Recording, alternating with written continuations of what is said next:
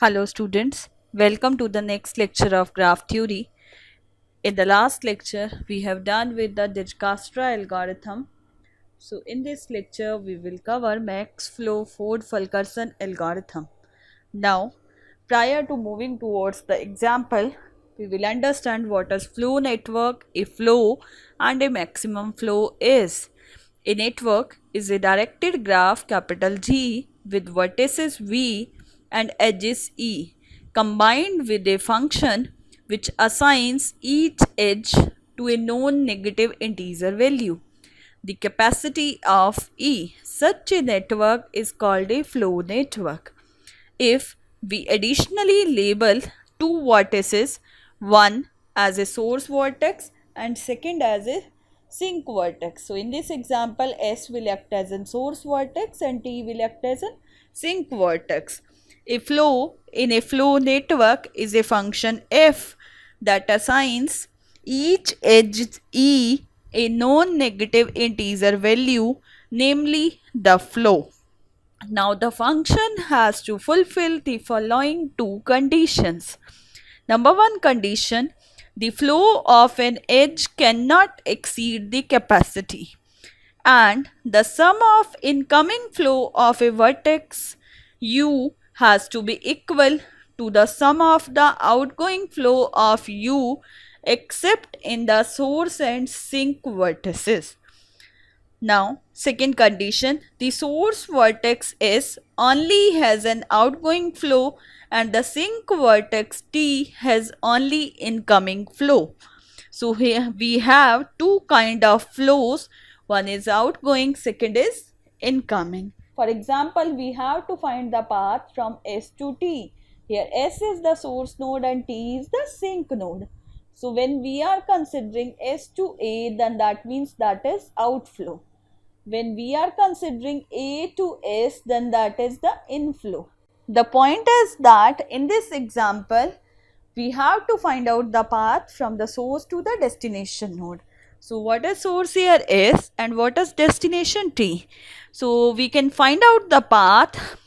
For example, there is a path starting from this node S to T. So one path is SABT.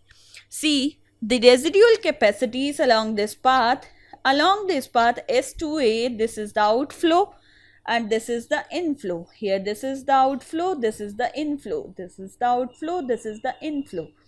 Now along this path S2A weight is 7, A to B weight is 5 and B to T weight is 8.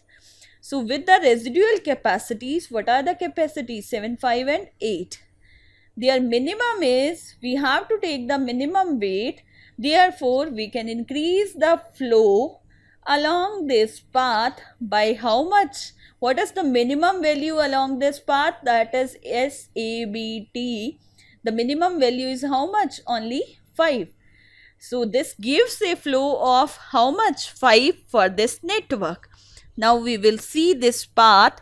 See, this is the path starting from S, blue line, A to B, B to T.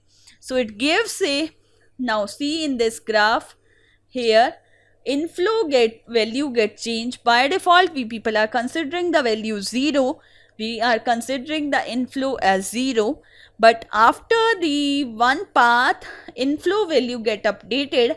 So that is the inflow value along this path, that is S to A. What is the inflow? 5. And A to B, 5. B to T, that is 5. Now again we look for an augmenting path. This time we find next path we are able to find out is SDACT with the residual capacities, that is 4, 3, 3 and 5. Therefore, we can increase the flow by 3 and we get a flow of 8 for the network. How 8?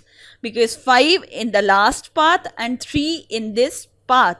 Because the minimum value out of these capacities is how much? 3. So that's why 5 plus 3 total 8 for this network. See, SDACT. This is the path, blue line. It is given by shaded by blue line. Now, augmenting path, this is how much the flow inflow, that is 3 slash 4, 3 slash 3, 3 slash 3, 3 slash 5. So along this path we have updated the inflow values. Now again we are going to find out the next path. What is the next path? SDCBT with the residual capacities are 1, 2, 3, 3. So that means what is the minimum value among these capacity? Only 1. So we will increase the maximum flow by how much? 1. So previous value was 8. Now 1 value get updated. So now the value is 9.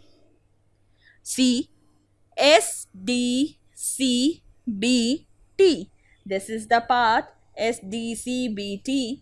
So blue line, it has been shown by this blue line, and the inflow values has been updated here. That is 4 by 4, then 1 by 2 because total is 1. Along this path 1 by 3, that is 6 by 8 because previous was 5 by 8. 1 more, that means 6 by 8. Now next path, this time we find the augmenting path as SADCT with the residual capacities 2, 3, 1 and 2. We can increase it by how much? Because the minimum capacity is 1. But this path is very interesting. It includes the reversed edge A, D. In the original flow network, we are not allowed to send any flow from A to D. But because we already have a flow of 3 from D to A, this is possible. So instead of sending a flow of 3 from D to A, we only send 2 and compensate this by sending an additional flow of how much? 1 from S to A, which allows us to send the data along this path. Now see it here.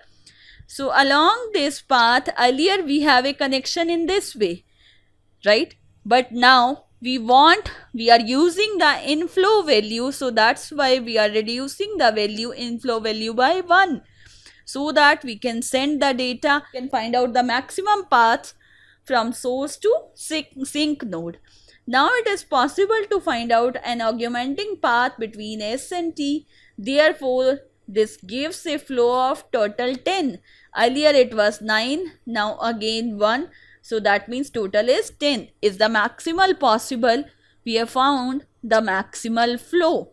That's what about this Ford-Fulkerson algorithm. Thank you very much. In the next lecture, we will do minimum spanning tree Kruskal algorithm.